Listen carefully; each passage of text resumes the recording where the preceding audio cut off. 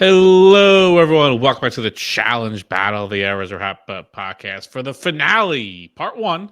I am Brian Cohen. With me, as always, is my co-host, Ali Lasher. How are you? Bam, bam, bam, bam, bam, bam, bam. Woo! Oh, yeah. The rainbow doesn't really. Anyway, Happy New Year for the audio only. You're missing a show. That's true. We're in the 2025. I don't Happy understand. New Year. I feel like the glasses were a good idea in like the early 2000s when it made sense with it, but now that's looks like we're in the year like 20,250. So I have another hang tight, riff a little. I'll show you an alternate version.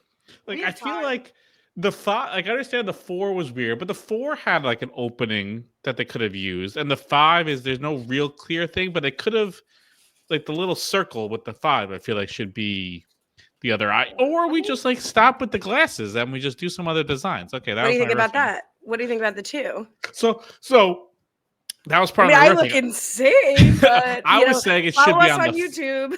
I thought it should be on the 5, but I guess that would make it too scrunched over. Then we'd be like, yeah, it would be kind of weird. So I guess the 2 makes more sense.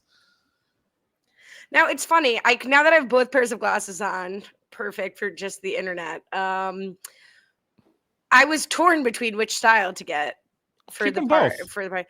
But no, I mean I am the proud owner of these. But you do raise an excellent point that the for the audio only, there's one that's 200 for the eyes, and then a little 25 as though it's like an exponent. Yeah, it does look like it's 200 to the 25th power! Exclamation point! Or that. That's quite the big number. Well, you're the finance guy. I feel like at this point, shouldn't we just have like the eyes and then just have the year above it?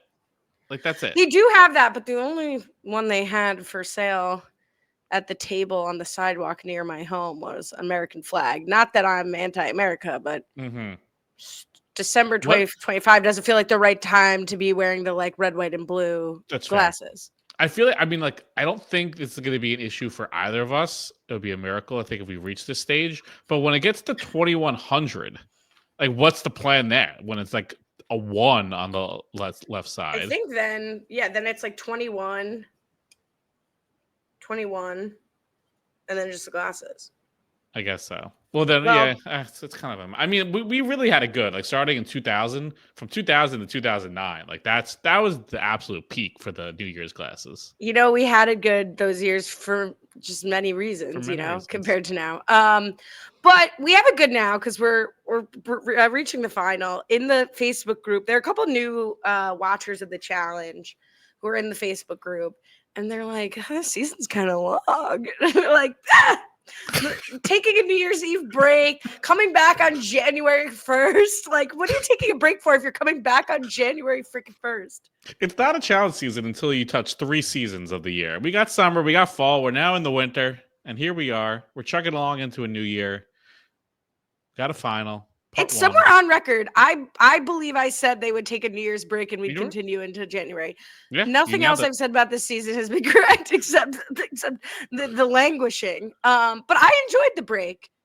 As somebody who, 2 people who would have had to schedule podcasting in the holidays, certainly easier, I think, to have the break. So thank you.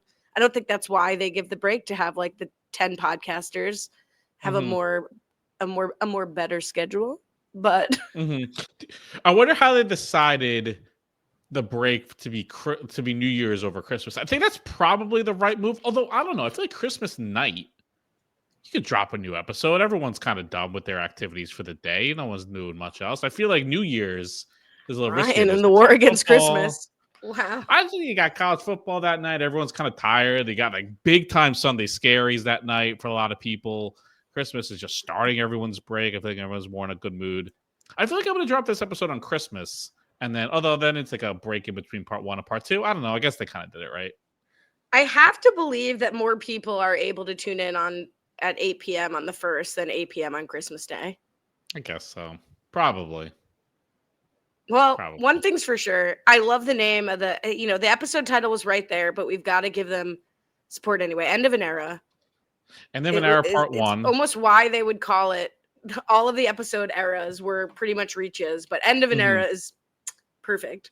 And we should have known this was going to be a very long season, considering like they're probably modeling it after the Eras tour, which took like 12 years. So of course this season would take like 21 episodes by the time we're all wrapped up with the 2-part reunion, maybe even 3-part. Who the heck knows? So it fits that MO.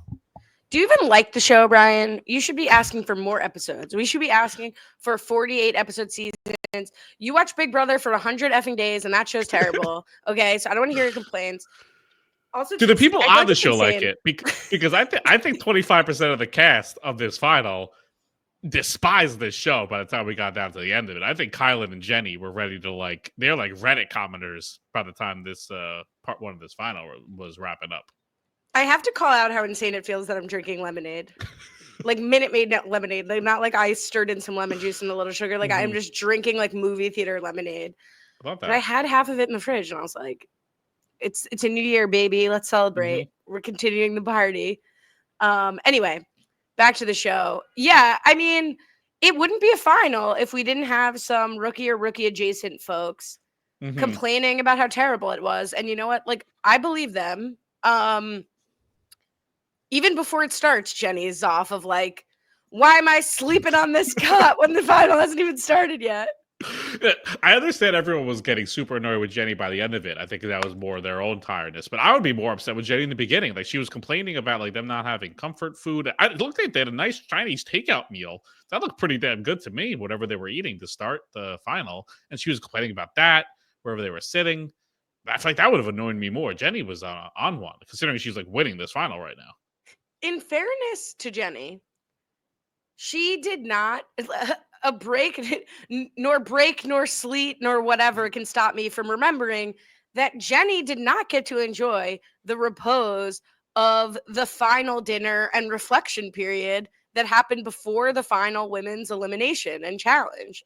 So where all the men were able to like truly enjoy, and Jordan was like, the best part of me was always you, the best part of this experience was being with you guys. All of the women had to deal with the fact that they were still going into a challenge and were still going to elimination. So Jenny is entitled to her repose, which she did not get. And she has my sympathy here. I think later she continues to complain. Of course, that would get annoying. Like everybody's in the same situation. But in the beginning, I'm on her side. Yeah, she was not happy with the conditions on top of the Sinister, which, lives up to its name. It's not exactly like a Carnival Cruise label, so it's going to be pretty sinister-y. But I like that we got everyone's stats about the finals. It is amazing still to hear for Bananas like 12 finals. I didn't even think his record was as good as it was, but like coming into this 7 wins and 11 finals, obviously now this is his 12th, but that's a pretty good record. How many total seasons? Do we know how many total seasons? I mean, a quick Google search can tell us, but I'm sure it's like 23, 24. I'll go at myself. I'm not going to do the Google search, but I'm saying. Certainly it's impressive to win finals that you're in, but also like what percentage of the season you going to the final? No one can really dog Bananas' record. But not to dog Jenny, but I totally forgot that Jenny was a challenge champ. I made a list of first timers and I was like, Michelle, Jenny, and Derek. Wow, such a high percentage of first timers in the final. Yeah, there were some fun conspiracy theories about that one too. You want to dig deep into the challenge Reddit threads. I couldn't even remember that happened, much less remember the conspiracy theories around it, of course.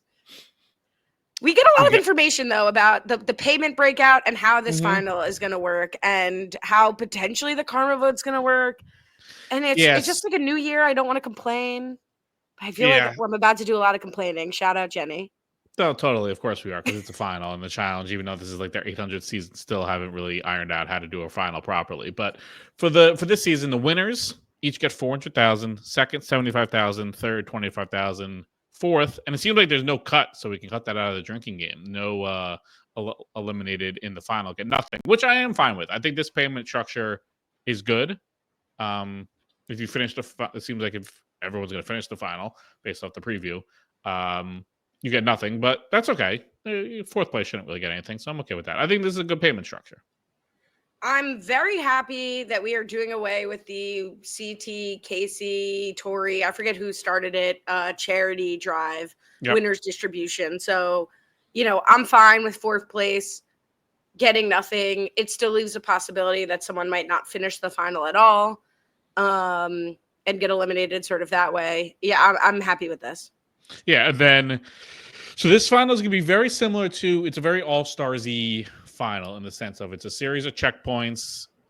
Basically, I would assume how they're doing is you get points for first, second, third, and fourth, tally it all up. Whoever has like the best score wins, with the added bonus, for as a polite way of saying it, for the karma points are also going to be added in. And then just to add even more to the tinfoil hat brigade, they will be added in at the end of the at the end of the final, with no real sense. I mean, we'll see how they explain it, but probably no real sense of how people scored and how much it amplifies people's scores. I don't know if it's weighted as like one checkpoint.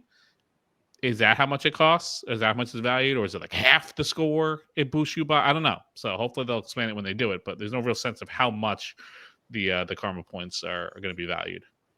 Yeah, they're asking for a problem, right? Because by not telling us up front, it leaves like the opportunity for people to say like, oh, producer intervention, like they saw who was in the lead and then made the karma points double worth it or whatever, whatever. Made it Tori the winner or whatever. It's weird because TJ said the most points gets an advantage and the least points gets a disadvantage. It's not clear to me that everybody's going to get like a 4-3-2-1 in the karma points that would align to the 4-3-2-1 of the checkpoints. Yeah, obviously I hate that.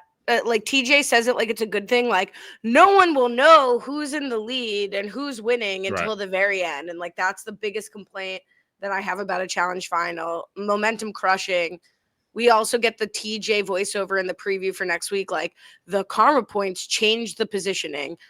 I hope it's like a second to third or third to fourth and not a first to second.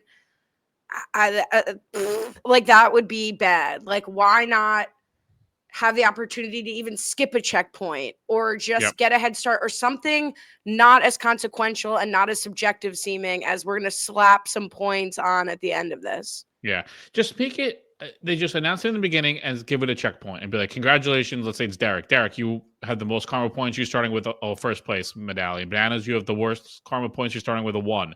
And just off they go from there. That would have been so simple. It would have been fine. It would have been included throughout the theme, and it would have taken away the tinfoil hat, all that stuff. That would have been the easiest way to do it. Instead, now we're gonna have to do like back of the postcard math at the end of it, because we're gonna know how they're gonna do through all these other checkpoints.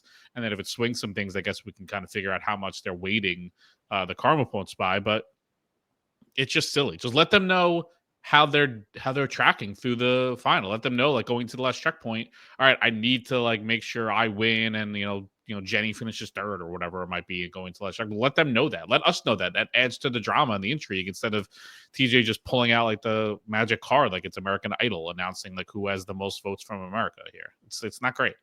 Yeah, very, very upsetting rollout for me and the karma vote for us. The other thing that's interesting is for a season where the format eventually devolved into just the men are completely responsible for which women go into elimination and vice versa, both in the picking of targets and in the like actual deliberation vote. It's interesting that this is an all individual final, seemingly. I like it from just like it's cool to see the women kicking ass and like thriving and not be saddled by Kylan's swimming prowess or lack thereof or whatever. That said, it does feel a little bit unfinished to me for that theming to not really pay off. That like the men and women had so much control over the other side of the fence, and then it really doesn't matter who came with you to the final at all. We did see it bleed into it a little bit, not in the sense of the show's format, but like the players' format, with Kylan, Michelle, and Derek like kind of giving some hints to each other to go against like the Bananas Angels of it all. Like we saw that kind of hinting a little bit to it. It would be kind of fun if it played out even more. But yeah, we didn't really get any sense of the show's structure making its way into this final. It's also like when they make people pair up, it also, I think, adds a little bit more entertainment value of like they're pissed at each other or they're healing old wounds or they're working really well together. Like that's always a dynamic I like seeing in the final. But overall, again, with the exception of the end, that's going to be like probably a disaster. I don't hate the strong swimming aspect of like the swimming out from the sinister to each checkpoint, swimming back, moving to a new checkpoint. Like, I found it very like an entertaining, clear progression to watch. I like the stupid Office Olympics yogurt lid medals they're giving at the end of it. Like, I'm enjoying like the visual of the Sinister. Like, I'm enjoying watching it. I just don't think I'm gonna like sort of the mechanism of how it all plays out. I think it's a lot of swimming. I don't like that swimming's part of every single checkpoint, because it is still like not a niche skill, but it just running feels more what the show is, especially for a final, and that does feel more something you can train for. I don't know. I think swimming should be part. It could have been part of one checkpoint, maybe even a second. But the fact that it's part of like all of them, seemingly, maybe now like after the overnight it'll stop, but I don't think so. It seems like it's going to be part of every single checkpoint going forward. It just feels like a lot. It does, I think, especially because there's such a like disparity on the men's side, that Jordan is far and away not just like the best swimmer, he's 30 times better than the next best swimmer in the men. But like the women are mostly able to stay close, and the women are beating the other three men in almost every checkpoint, almost all of the women. So I think that's also highlighted. Like, I hear you. I take anyone who's upset and thinks it's like too much swimming is like when I'm pissed that there's too much math. Like, that's a fair criticism. It's not bothering me, because I do think it is just sort of another variation of an endurance of a swimming. And like Kylan complaining, like, I didn't think we'd have to be Aquaman. It's like, swimming is always a part of it, or being a kayak is always a part of it. Certainly, this is the most it's ever been a part of it. But like, if it's your Achilles heel, Kara, Kylan, like, it's gonna come and get you. And it doesn't bother me that they've like switched it up. But I think the audience will more likely be on your side, that it does feel different than a typical challenge final. So much so that like you could be prepared for the final and be really unprepared for this final. In that sense, though, I think it's kind of cool. Yeah, this is it's a very different final than they've ever done. Like, they've never had this much swimming before. I do like the overall structure of how they're doing this final. I like the idea of different checkpoints, and then you just add up the scores, because seemingly that should be the easiest way for the audience at home to follow a final and have a good sense of who's doing well and not. Obviously, the karma points put a wrench in that, but I do like that. It does usually set up potentially for the most intriguing finish, although it seems like on the men's side, the intriguing finish, I guess, might be between second and third. And then for the women's side, it does seem like it's pretty wide open, almost seemingly between all four of them. Totally. Do you think after the overnight, they're going to sort of put everyone in order and have them start? Because like that's usually, I think, when it finishes well for me, it's like, however your order is, you know, we argue about like what a waste it is, because you only get a little bit of advantage in the second day, but at least sometimes the second day can have more momentum and building towards like a finish. Here it seems like they're going to keep doing these random separated checkpoints and total it up. Does that detract at all for you? You still think that like can keep your intrigue? If like, for example, sorry, I'm asking a stupid question. If the karma votes weren't a factor, would you still be happy with like this sort of pacing in this checkpoint, adding the math, blah, blah, blah? Yeah, I think so. I mean, I think it is fun to have the visual of someone crossing the finish line and winning, but that usually doesn't breed the most exciting finish. I think doing it structured like this, of different checkpoints and adding up your total along the way, opens it up to a little bit more excitement. So I'm fine with there not being a race to the finish, especially because the way they do it, they typically don't properly tilt like one day's performance to the next. Like, they could do this on day 2, and Jordan, despite winning like every single checkpoint, would have like a 15-second head start or something like that over Kylan to start day 2, and like that would be like, then what are we even doing day 1 for? So like, I'd rather like it really tilted the scale. All right, Jordan dominated this day, he should be like a heavy favorite going to win this, and not just be like a 1-minute advantage on a puzzle type thing.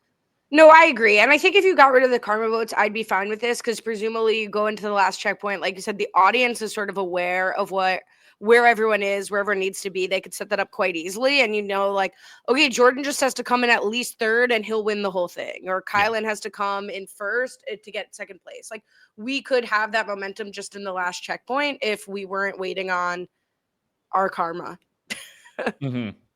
I do. And then, so the start, the final, we find Derek's penalty, which again, the one thing they've actually done, I think, very, very well throughout this entire season is assess these penalties. And I think here was a at least a good way to do it is like his penalty is just for checkpoint 1. It's a 3-minute penalty for seemingly a pretty long swim and puzzle and all that stuff. So it doesn't proportionally doesn't seem like that bad. And it just impacts this one checkpoint. It's not like an overarching penalty. It doesn't knock him back a performance scale or whatever. Just for this checkpoint, starting a 3-minute delay. Yeah, I mean, he ends up coming in second for the men, right? So it didn't derail him. He probably wouldn't have beaten Jordan regardless in this checkpoint. I maintain I think it feels a little weird to come in with like a disadvantage. And you could even argue that like this is a less consequential disadvantage than any of the disadvantages during the dailies because like you could actually go home at the end of that or go into an elimination rather than lose a checkpoint. It just felt a little like womp womp, especially after the break, and I know they're not like deciding that when they're filming it, but like, oh yeah, Derek has this like arbitrary penalty as a carryover to like the weird format of the season where only one gender really had to try in the challenges. Anyway, I already complained about that 2 weeks ago. New year, same me. But yeah, it didn't affect anything negatively. And in fact, it just highlighted Derek that he was like able to overcome a 3-minute penalty and still come in second. Yeah, and then really from the first checkpoint for the men's side of it, it really was very clear. Jordan wins this one. Derek and Bananas second and third, and Kylan far behind and dead last. And that's kind of going to be the theme for the entire day on the men's side is Jordan dominating, Derek and Bananas battling it out for second, third, and Kylan just trying to survive his first final, which I think we talked about the checkoff swimming, and obviously is paying off in spades for this final because it's really going to knock him down. Yeah, and this is the part of Kylan, like from Big Brother, that irritated me that like now is mostly lost in the challenge, but like rears its head. I already said this, but like his like complaining about it, like he's somehow been wronged by his inability to swim, like it shouldn't be this big of a factor. Like the little bit of an attitude is just like, sometimes this is how the cookie crumbles here. And it is something that you could be better at, like it isn't like they've rigged it against you. It's not the best look for Kylan. Whereas I think his performance across his challenge seasons has been great. I think he's been extremely likable, extremely smart, extremely rootable. And he's starting to get a little grumbly in the final, which like more sympathetic I could not be. This would suck. I'm a terrible swimmer. But the complaining about it isn't that great of a look. In addition to Kylan kind of Floptina Kylan being a headline story, I feel like we also have to call out Rachel, who's like dead last or almost last in nearly every checkpoint. And like, two people I thought would be 1 and 2 for the men and women, Kylan and Rachel, like really, really falling behind in this first episode. Yeah, as surprisingly bad as Rachel's performance is, it's surprisingly amazing to see from Jenny. And if this episode ended like 2 minutes before, I feel like we're coming away from this a much different feeling about Jenny. They think, oh my God, what a performance. Her and Jordan dominating this. They're shoo-ins probably to win. But the way they're setting it up, it does seem like Jenny's just having an absolutely wild mental breakdown during the last checkpoint. And it seemed like it might all come crumbling down. It's kind of like it would be so wild. I know they don't do winners edits, but it would be like editing someone in a final tribal just having a complete meltdown and then them still like getting all the votes and winning. That just doesn't seem like something reality TV does. But if that's just what Jenny goes through in the final and then wins, they have to show it. It just feels so.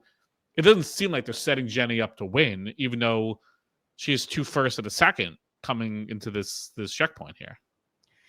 Yeah, it's definitely not a good look. I mean, season long, do I feel like this is Jenny's season and edit wise of like, from Casey just constantly complaining about Jenny not playing any social game and just complaining all the way through Jenny literally just complaining in the final when she's winning and just being very tone deaf about that.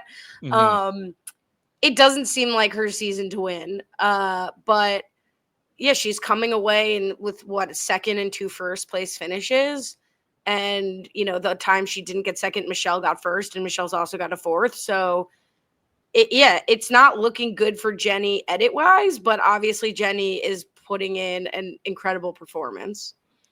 And then shout out Michelle for winning the first one. She didn't win a single individual daily once it shifted to that phase of the game. They're in the show. And then here she is. She wins the first checkpoint right off the bat, and I felt so bad because even in the second one, I thought she was in good position to, if not win, try to finish second or third. But that one like puzzle or memorization piece, she couldn't grasp, couldn't remember, and that dropped her all the way down to fourth. But she's had a very, very strong performance. I think this final with the swimming aspect and a lot of the puzzles is very much geared towards her. I think in other finals, she would be very much more in the Kylan spot of just trying to survive and like make it through it. But this is very much geared towards where Michelle could surprise, if not win, finish with a second or a third, as I think a lot of people were, it's in strong ink putting her in fourth, but now that seems like not a lock at all. Yeah, I hope Michelle takes away from this season, not only in like the voiceover we're getting of like, I didn't just like play social game to get to the end. I had to win eliminations. Like I had to fight my way here physically. I hope she sees her performance, at least in, part one, what we've seen of the final, as proof that she can perform in the dailies. Like these are not little dinky checkpoints. These are like big swims, big runs, big puzzles. I'm trying to think of what the third one even is now. It was in my head in a second. Oh, the 1,000 steps, like endurance. So, like, these are not things that, these are similar things that come in the dailies. Like, obviously, they're not swinging off a semi-truck, but it's a lot of the same classic kind of challenge games. And I hope she has the confidence that, like, she can go in and win a daily. I think a lot of Michelle's story this season was, like, a self-fulfilling prophecy of, I'm not the biggest girl here. I'm not the physical threat. I'm going to come in last in the daily. I'm always coming in last. I'm always in the eliminations. She could show up and be a daily challenge threat. That's what I'm seeing this final. Yeah, I mean, she finished first in the first one.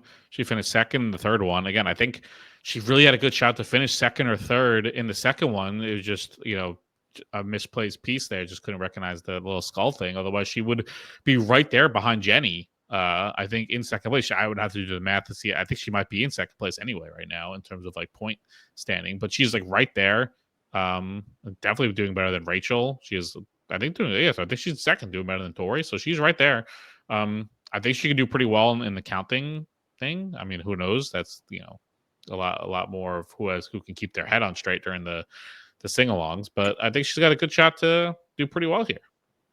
No, and it's definitely the overnight portion to me. Like when Jenny was complaining, all I could think about is just like Michelle's skills on Survivor have to be helping here. Like totally. No sleep, no food, no comfort. Like Michelle's won that game already, so it should be. No issue for her.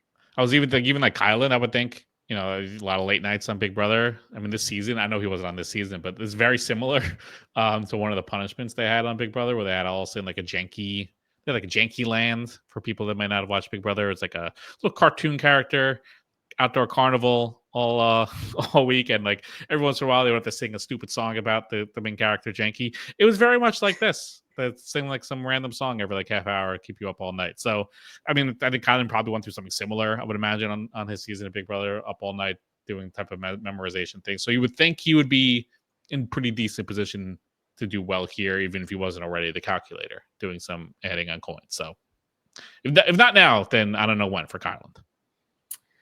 You're the math guy. Can we quickly go through the checkpoints and you tell me who's in the lead and who's not? I can read you out who finished when if you need to do math. I was hoping the finance guy would have. Actually, no, I just kind of forgot to do it, to be honest. Now I'm putting it on you. Let's break it down. So I assume we'll go like 4 points for first, 1 point for last. Yeah, reverse points the order. So checkpoint 1. If you can do it by person, that would be easiest. Okay. Boring for the listeners, easiest for the mathematician. Jordan comes in. That's so boring. Let's just go slow. Well, I think for the guys, it's very simple. I think right now, Jordan is 4 is across the board. Kylan's well, I was also going to say what the checkpoints were because we're not really saying that. Okay, sure. So you do the math on your own end. I'll riff and I'll tell you who it is. But they all, all the checkpoints are kind of the same. It's like you swim out, you move the foam puzzle pieces back and forth, you create the totem. Okay, Jordan's coming in first there. Derek's coming in second. Banana's coming in third. Kylan dead last. Michelle's, you said, wins. Jenny in second. Notably, both of them finished before the other 3 men. Tori comes in third. Rachel comes in fourth. Ghost ship, as you said, they swim to an abandoned ship. They memorize symbols under the water, have to reproduce them on top. Very classic challenge.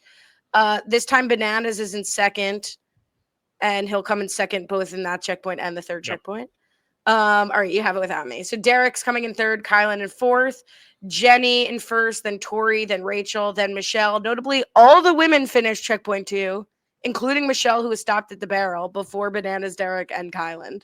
It's really the challenge of the women.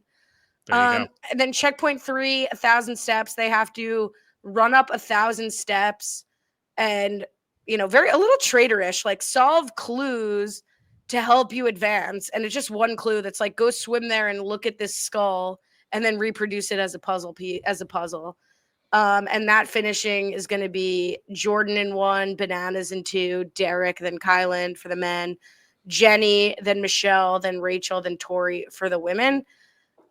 Tori notably has to run this twice because she does not get the puzzle right, which I guess seemed really rare since she's the only one who had to do it. But like, that was a fun detail to have to get it, only have one shot at it because it was a pretty easy, 9-piece puzzle. And it was fun to see her. Amazing they kept it in there, like taking a shot at production, being like, this is exactly what I had. So if you're going to blow it there now, I don't understand. I had the same thing. And I'm glad they kind of showed the puzzles on separate occasions, seeing like, nope, there was a slight difference. You were incorrect, Tori.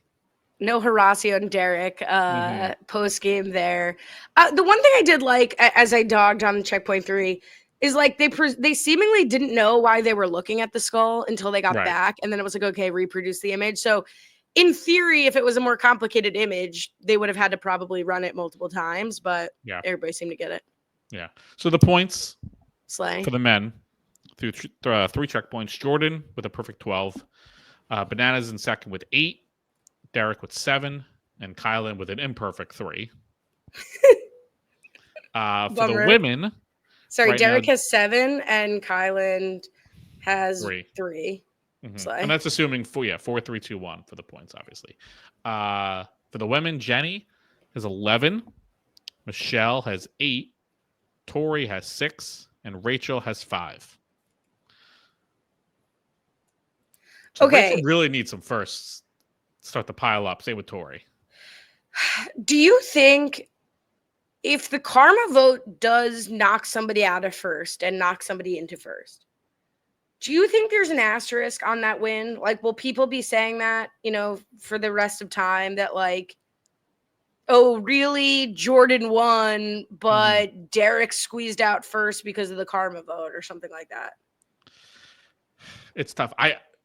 Honestly, I think it depends on how drastic a swing is. I think I would be totally fine if someone said that. I would be like, I can't really argue against you. I think that if that happens, like so and so won the final and then they lost because of the karma points, you want to hold it against them. I wouldn't push too hard against it. In my head, because this was known going in to start the final, like this wasn't like a thing they just added on when they were done. Like everyone knew this was part of it. If it impacts it only to the point of like the equivalent of one checkpoint, like let's say someone wins by 1 point or 2 points, and then this flips it, I'd be okay with it. If the karma points are like a 50% impact, and like let's say Jordan wins everything, we were probably not for Jordan. Like he's like too far gone. Let's say Jenny as like finishes with like 20 points, and the next closest is like Michelle or Tori with like 15 points, and the karma vote like swings it and pushes them over the top. I will be very hard to count them as like a real winner in my head. It would be very tough. Yeah, I think it's different. I hear you that they knew about it going in, but like we said, we didn't know what the application would be. What is an advantage? What is a disadvantage? Like if it's here's 10 points from karma, whatever. We also, the voters of the karma vote seemingly did not know the impact. It's not like the show like Survivor, where you need to be doing jury management from point X to the end of the game because they're going to decide to vote. That's the beauty of a show like Big Brother or Survivor, where the way you treat people matters because they're deciding your game and you're pitching the game. you give a bunch of people fresh off their elimination a little tally card that has every single contestant on it, not just the people left in the game, and tell them rank them 1 to 5. And people like Laura are like, bananas, 1, like LOL. And then it's actually deciding who wins. Like, I don't even think, now Laura would never admit this, but like presumably there might be people who were like, if I knew it would really make the difference, I might have taken it more seriously. And so that's sort of the irritating part to me. You know, I reserve the right to change my mind, but I do think if the karma vote makes an impact on the winner, it will, I might be sour grapes about it. It will put an asterisk in my mind on that win. The other question I had for you is like, as we mentioned, this final really doesn't feel, I mean, the checkpoints are classic challenge, but the final being based on the ship doesn't feel very classic challenge. Given that this is season 40, are you surprised that they didn't have more of like an homage to the seasons or something, some through line that felt like, oh, challenge 40, the eras, the different eras, as opposed to just like, we're doing checkpoints on a ship? Yeah, I thought they might, but I think they've done it so much through the show, like and especially in the beginning, like obviously with the way they started with the era invitationals, each elimination was an homage to the era. They've done at least once or twice. They did like the seasons, ranking them in a daily, and then they always like obviously they start each episode with like an homage to a classic moment. So I don't need them. I don't even know what the homage to finals would be if they wanted to do it. I think the homage is making it a really hard final, and I do think this is a really hard final. I think this overnight portion is probably the hardest overnight portion they've ever done, because normally it's just you have to stay awake the whole time. This is like you have to like keep your mental mind sharp, and like the singing and like the close quarters. Like this feels like the hardest overnight thing they've ever done. And like the first day with all the swimming seemed like incredibly hard, and if they have to do that all over again, basically repeating it for day 2. This feels like one of the hardest finals they've done in a pretty long time. So I think that is the homage that I would all really need. Yeah, I wouldn't mind it, but I think you're right. They kind of accomplished it in the beginning, right? When they had those 4 eliminations at the end of the era invitational representing each era. Like, I think that's the best they could kind of do, given how different the show is from seasons 1 through 10 and even 10 through 20 than it is now. Could they still have a checkpoint on the next week where it's like how like count the number of seasons that had that were team challenges and add it to the number of this and divide by that, like some challenge history homage. Sure, I'd love that. Do I think they need to do it? No, I think you're right. It really kind of cut through the whole season, and I think they'd struggle. I'd rather not see some like weak final portion that's an homage to era 1. Right. Because, I mean, when you think about it, like most finals are usually very different season to season, but also very similar season to season. And I don't know like what they would drop into a final. They'll be like, oh, that's so era 3 final. Like they're all kind of the same, but also very different. That it's like, I don't even know how you would distinguish final, retrospectives. Also, like, thank God I got that difficult question out, because I wrote myself a note in lipstick because I don't have a pen here. 40 theme to ask you. So just holding up a scrawled portion of nothing on a piece of paper. Don't even sit here with a pen. 10 years in. I think the checkpoint 4 overnight, as hard as it is, it also added a little levity. It was like a funny little moment to see them singing that stupid little song. Kylan, poor Kylan, even cramping while he's counting. And I do want to give him credit, as much as I was, hating on the fetching. I think Kylan like cramping up in the water and like still continuing is awesome. I think a lot of people showing a lot of heart. Shout out also Jordan, who's like the only person that could have such a commanding lead and still convince himself that like anyone's on his tail. And I think he really believes it. Like, Jordan will give 1,000% in every single checkpoint, whereas Bananas was like, oh yeah, I didn't give my all in the last checkpoint, so now I have energy. Like, Jordan does not rest on being Jordan. Jordan gives 1,000%. So like all of these people are putting on a great show. I'm really excited to see the conclusion. I hope we're wrong. I hope it finishes stronger and less impacted by karma than we're predicting. Yeah, I was thinking for Kylan, it's a lot of other people probably quit in that spot. Like, he knows he's dead last for the 3rd checkpoint. He knows the absolute best case scenario is he finds a way to scratch and claw to get the 3rd and all that is like 25 grand, which obviously is great, but like even the odds of that at this point seem pretty low considering how much more swimming he has to do. He's cramping in the water, which is incredibly dangerous. It's not like he can, start walking on the ground. Like if you're cramping in the water, you can't swim. He might have to just be pulled from the game anyway. So he would have to leave anyway. But a lot of other people quit or pull themselves out. But kudos to him for, it's only his, his respect for the show. TJ of like no quitters here. I'm gonna do everything I can. And sure, part of it, he'll probably look back on it and be happy that he he was in the final anyway. But it's obviously for him incredibly disappointing. Speaking of quitting, do you think Jenny's going to quit in this overnight portion?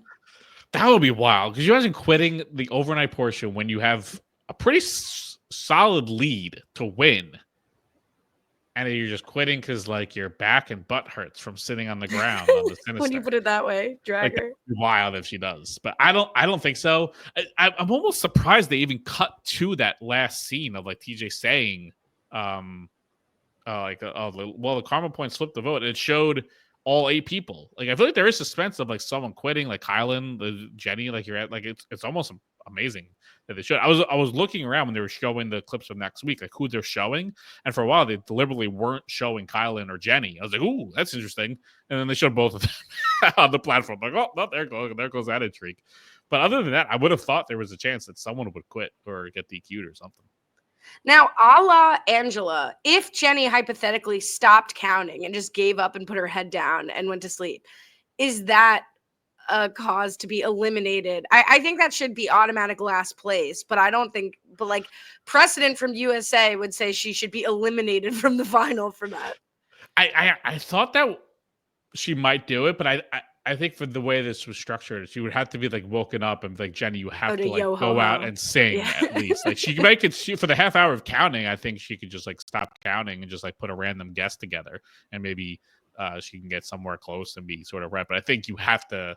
I think at that point, if you don't get up and go sing, I think you are eliminated. I think that is DQ'd. Other than that, it would be an automatic last. Eliminated for the final or last? I think so. I think if you like just deliberately stop doing the task and like you're like, I'm not doing the final, I think you're eliminated from the final. Yeah, I would say. I do want to shout out Derek for getting a hilarious line, and I'm like, why does your hair look like that? Which is so mean. Like, girl's busting her ass, winning the final. But it's very funny because Derek's hair looked great, like in that scene too. His hair looked like it was perfectly coiffed in his like headband or whatever, and like Jenny's like going through it over there. Oh, this is going back to the pre-final chit chat, but it also goes to Jenny's complaining. I was dying to ask you about this. So Jordan, in response to Jenny's initial complaining, says, quote, "You can want in one hand and shit in the other and see which fills up faster." Where I was like, that's got to be like a Brian quote, which is like, what's the real quote? So I searched this and like, everybody who wrote about it online, it's like their origin is like, my dad used to say this crazy phrase, or like my mom said it. I didn't really think it made sense, but I think it applies here. And like, can Brian Cohen explain that phrase, the meaning of that phrase to us? I was trying to figure it out because the way the phrase is said, I think it's implying, I think what his intention is saying, like, you can complain all you want, but it's not going to help you get out of a situation or something like that. But I don't really understand it because if you're waiting for someone to fill up, like shitting on it would fill it up more than wanting, because the wanting puts nothing in your hand. Like you can't wish something, but then you like, I guess complaining, you'll get something, but it's not what you want. So it's like useless to get it. Is that what could that be it? I mean, there's something there. It's a wild phrase. Drop it in the comments if you understand this phrase. Yeah. I respect you even taking a run at it. That's better than I would be able to do. Mm-hmm. I was waiting for the producers to be like, "Wait, what did you just say, Jordan?" And they'd be like, "Oh, you don't know that phrase? It's so and so." Well, because he says it to her face, like he's not saying it in the confessional. It was the rare Jordan attacking someone in person this season, and maybe that was his strategy. I'm either gonna talk shit in the confessional, that's one hand. Or I'm going to speak in tongues and not make any sense when I'm talking shit to your face. And that's the other hand. Even Bananas was getting fed up with his own angel during that. He was like, Jenny, just quit already then. I don't know. Just like, leave me alone. Starting the year strong. Jenny. Yeah, poor Jenny. That's it. That's the final. Yeah, our drinking game, I'll leave it to Kyle Picard when we finish the final, but it's not looking so great. We don't have a lot that's hitting. Yeah, I mean, no one got eliminated. There was no rescue, unless they're coming for Jenny's hair. There's nothing there. I'm no longer thinking we're even going to find out how many karma points any of them had. I don't think we are either. I think they're just going to say who had the most. I think that's all we're getting. Did someone make a mistake? Do we count Michelle's? But I don't think we count Michelle's barrel. No, that's just like a normal screw up. Yeah, when they did say one of them was like, you have to stay on the path, I was like, Natalie? But then everyone stayed on the path. Everyone stayed on the path. I get like Jenny like stopping the count would be a glaring mistake, I guess. I would assume the coins, they're all different valued, right? Like that was like the trick. They didn't like zoom in on the coins, but I figured it was like the equivalent of like nickels, dimes, and quarters, and like you have to count how much value they were. Or they specifically kind of how many there are, but it's the dollar amount, right?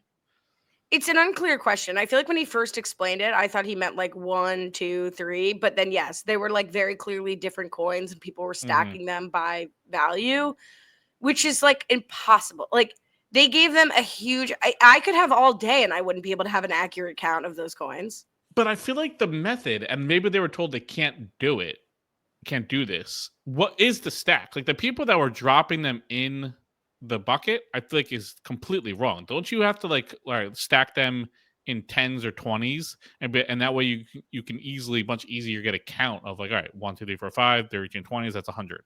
Like especially going 1, 2, 3, like that seems like way harder. I was way more likely to screw up where you're at, rather than just like putting together stacks like they're poker chips, and like it's much easier than to count and how much value there is. So yeah, it's certainly a question for the exit press because there was one part where someone said, like, we're not allowed to restart our count, right? Like, I think there were strict rules about the counting.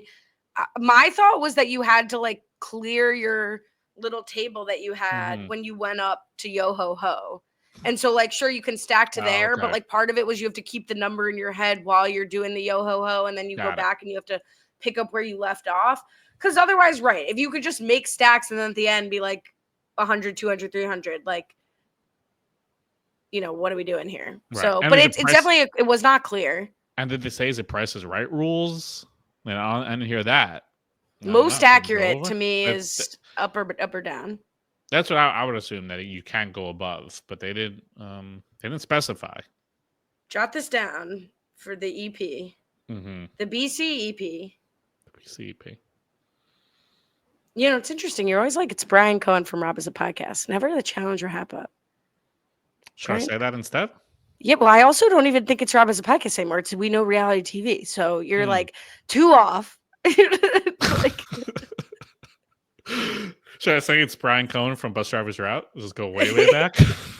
Say it's the bus driver from my route.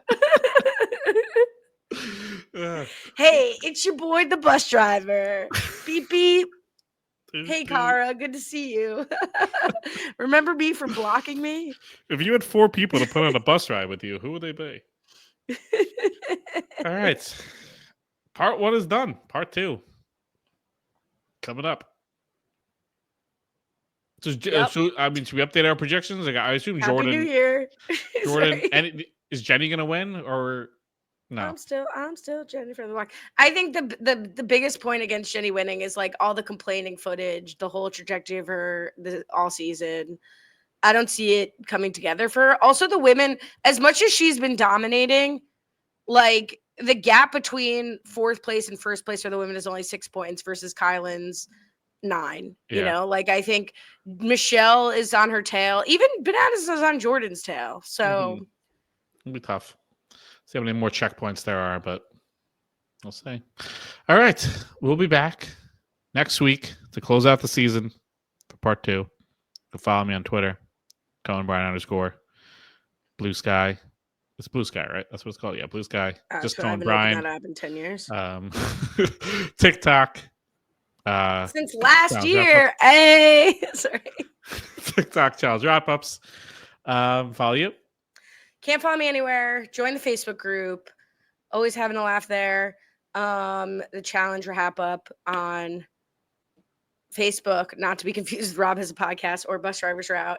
And New Year, same bullshit with NGOG, but hopefully we're gonna like. Do you think NGOG will finish this year in 2025? Unclear. Hopefully, yes. How many more? We're in the middle of season 6, like one season left. Mm-hmm. I believe. Well, we're coming, and next week let's talk about the new All Stars Rival Vendetta cast that dropped over the break. Okay. Sure, just like a little amuse for the 3-day break we'll have between seasons. I don't need a break though.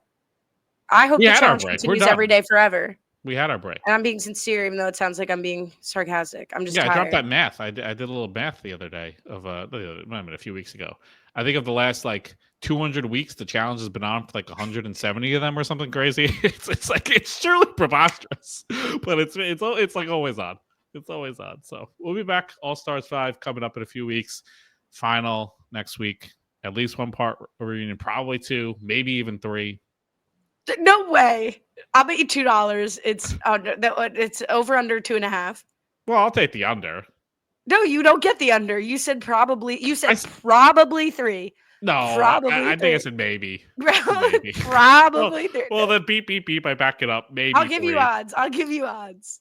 I'll win 2. I'll give you 5 if it's 3. What was the odds that your brothers had for who was supposed to host the Super Bowl halftime show? Mr. 305. Yeah. Coming up. All right, we'll be back. So are you taking it? No, I'm not. 2 to win 5. Is that how it works? Okay. All right. So it'll only be 2 parts. Brian agrees. Yes, only 2 parts. Close out a winner. Happy Halloween and Happy New Year. Till next time. Have a good one.